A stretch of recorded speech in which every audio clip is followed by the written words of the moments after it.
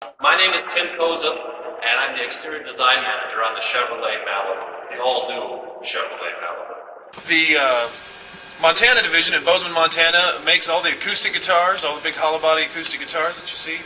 And what we make here are the semi-hollow body guitars. Our centerpiece is the new face of Chevy. This is our grill. This is our split grill. And in each of the ports of this grill, it is lined and trimmed with chrome. It is accented with a silver metallic grill finish. Between the two grills, we have this body color bar, and this holds our Chevy emblem. Very proud, very bold Chevy face. As you can tell, this is hollow. It does have a solid center block in it.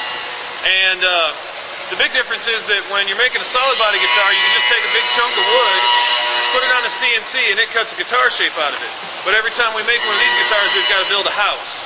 So we pretty much, put the walls up, we put the top on, and the back on. You can see on the outer lens here, there is an etched line that wraps all the way around. It kind of mimics what is going on in the headlamp.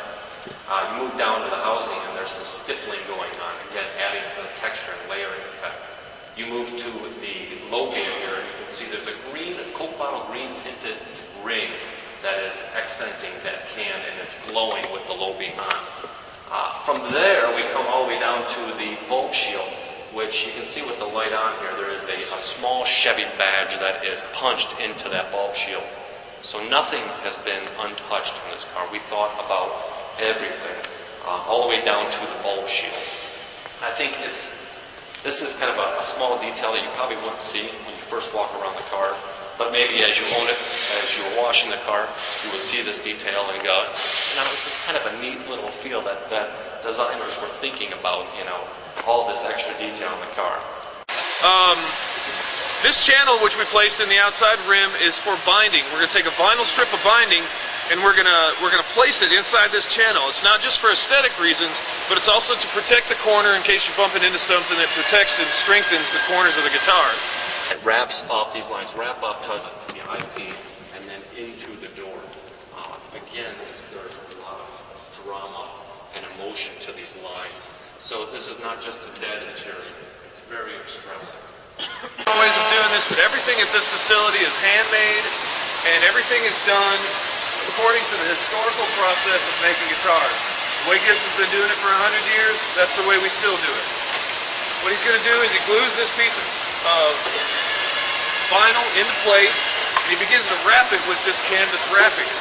Now, there's a particular pattern to every guitar, and that pattern has to be adhered to every time you go to wrap a guitar. You have to wrap it in this pattern in order to hold the binding in place equally at all points. 14 pounds of pressure or more needs to be used in order to fuse the binding into the wood. Really, this is an island hood, and we really took the cue off of our Corvette, which is our icon vehicle for the brand.